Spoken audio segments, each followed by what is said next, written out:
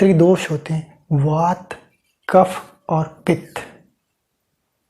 इनका असंतुलन ही बीमारी कहलाता है। और इन बीमारियों में योग का बड़ा महत्व है।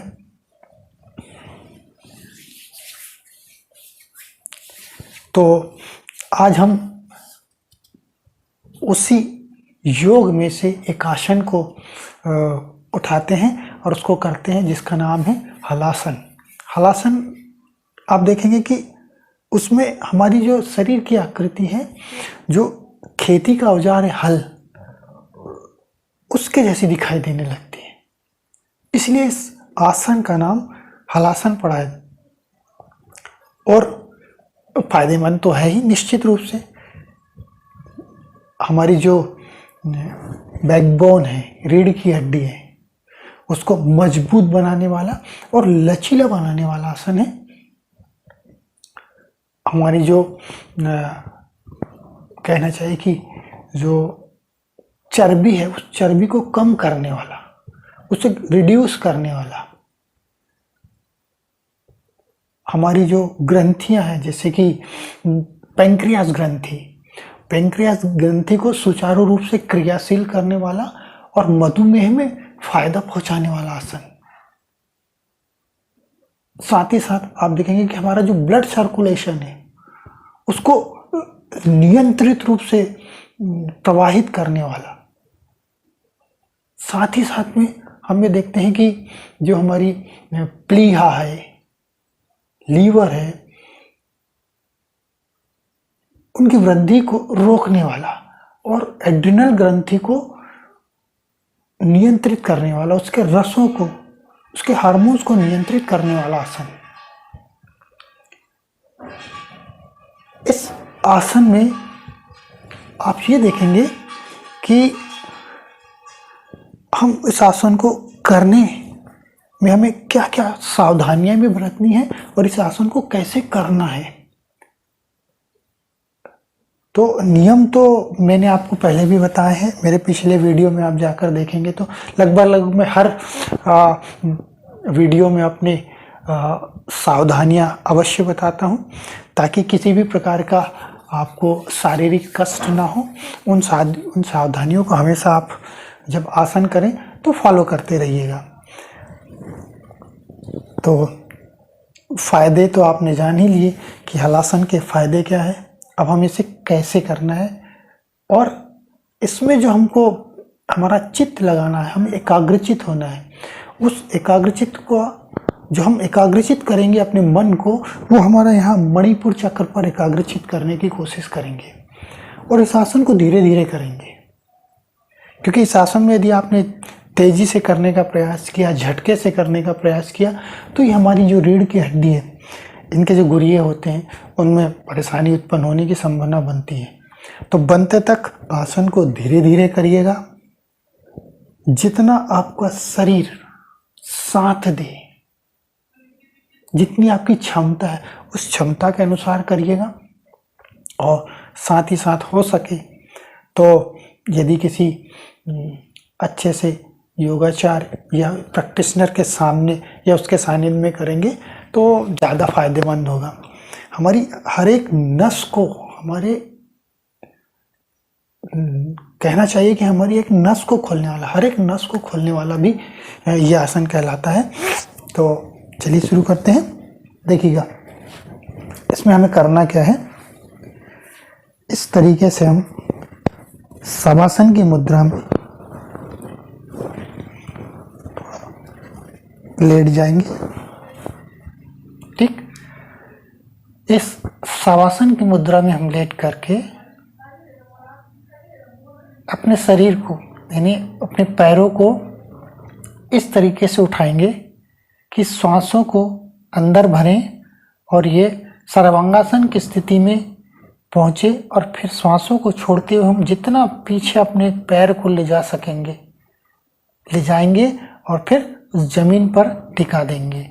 और उस स्थिति में हम अपनी क्षमता के अनुसार श्वासों को रोक कर रहेंगे। और जब हम वापस आएंगे तो पुनः अपनी श्वासों को छोड़ते हुए वापस आएंगे। चलिए शुरू करें। देखिए इस तरीके से उठाइए, धीरे धीरे धीरे धीरे। ये स्थिति सर्वांगासन की। फिर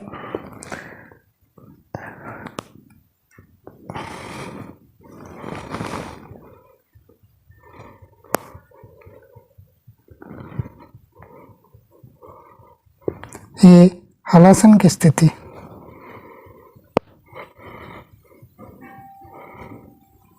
आप चाहें तो इस तरीके से हाथों को ग्रिप भी कर सकते हैं। हमारे हथेलियों को, हमारे हाथों की उंगलियों को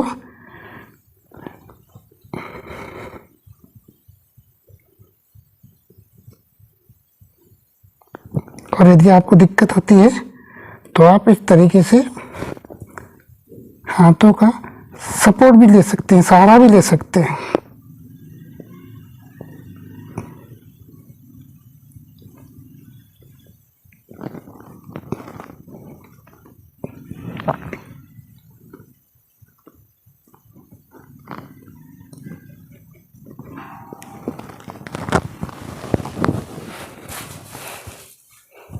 इस तरीके से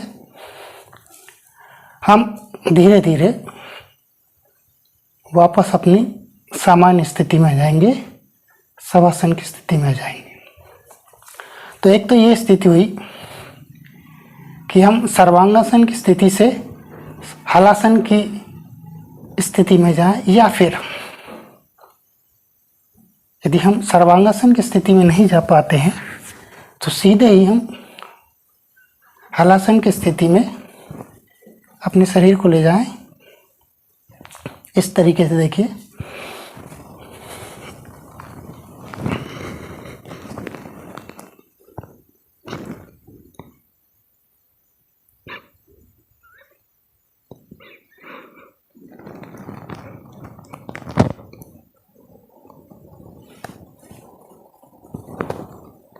धीरे धीरे वापस। तो जिस प्रकार से, जिस तरीके से आपको सुविधाजनक लगे, आपको इस आसन करने में सहूलियत हो, उस तरीके से आप इस आसन को शुरू करिएगा। इस तरीके से दिशा बदल कर भी करते हैं।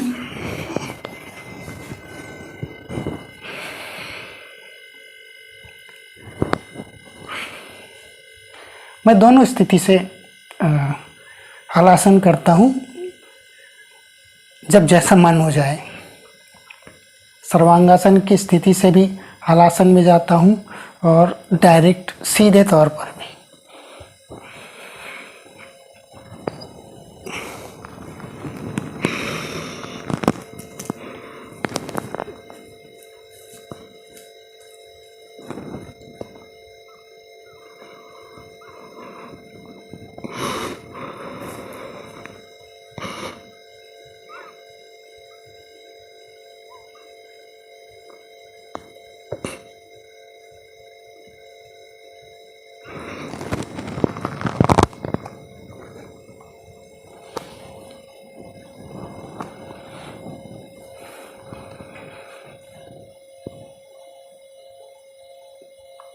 दोस्तों, हमें करना क्या है?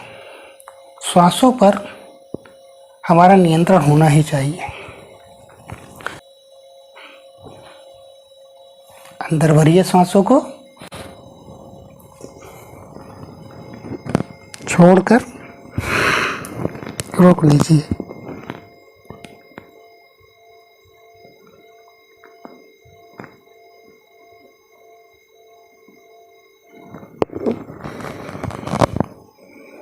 अंदर भरते हुए वापस आ जाइए। और यदि आप श्वासों के साथ उसके तारतम्य में नहीं कर पा रहे हैं, तो चिंता करने की और डरने की कोई बात नहीं है।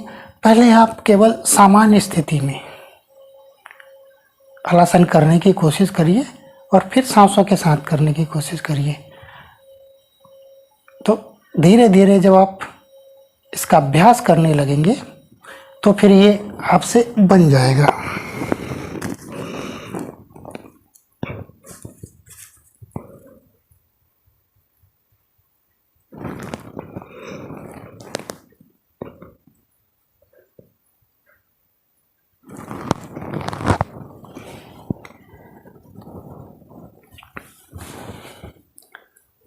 आप देखेंगे कि ये जोड़ों में, हमारे शरीर में जितने जोड़ हैं, ये जोड़ों में भी बहुत फायदा पहुंचाने वाला है।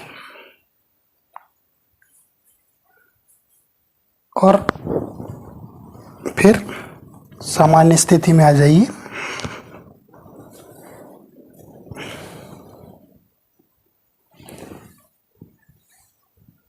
ये था दोस्तों हलासन, जिसमें आकृति खेती के हल की तरह बन जाती है। हाँ, जब आप हलासन की स्थिति में रहें तो आपका जो ध्यान है, आपका जो फोकस है, आपकी जो एकाग्रता है, वो आपके मणिपुर चक्र पर होना चाहिए। पेट की चर्बी को भी कम करता है, कमर की चर्बी को भी कम करने में बहुत फायदेमंद है ये। और बाकी के जो फायदे हैं वो तो मैंने आपको बताए ही हैं शुरुआत में। तो यदि किसी प्रकार की कोई समस्याएं या बीमारी है तो फिर मैं जो हमेशा अपने हर वीडियो में कहता हूँ कि डॉक्टर की सलाह पर ही इस आसन को करिए, ताकि आपको किसी भी प्रकार की शारीरिक तकलीफ ना हो। और यदि आप नॉर्मल हैं तो आप बिल्कुल निश्चिंत होकर के इस आसन को करिएगा। पहले धीरे धीरे प्रयास करिए कि आप प्रॉपर तरीके से करें, और फिर जब आप उसके अभ्यासी हो जाते हैं तो फिर ये आपको फ़ायदे ही फ़ायदे पहुंचाने वाला आसन हो जाता है। तो मेरा आज का ये वीडियो आपको यदि पसंद आया है तो इसे लाइक करिए, सब्सक्राइब करिए, घंटी की बटन को दबाना ना भूलिएगा, ताकि मेरे आने वाले वीडियो आप तक सुगमता से, सरलता से पहुंच सके। और इसे अपने लोगों के बीच फॉरवर्ड करिए, दोस्तों के बीच फॉरवर्ड करिए, अपने परिवार के सदस्यों के बीच फॉरवर्ड करिए, ताकि हर एक व्यक्ति को जिसको इसकी आवश्यकता है उस तक ये पहुंच जाए, उसको इसका फायदा मिल जाए। नमस्कार।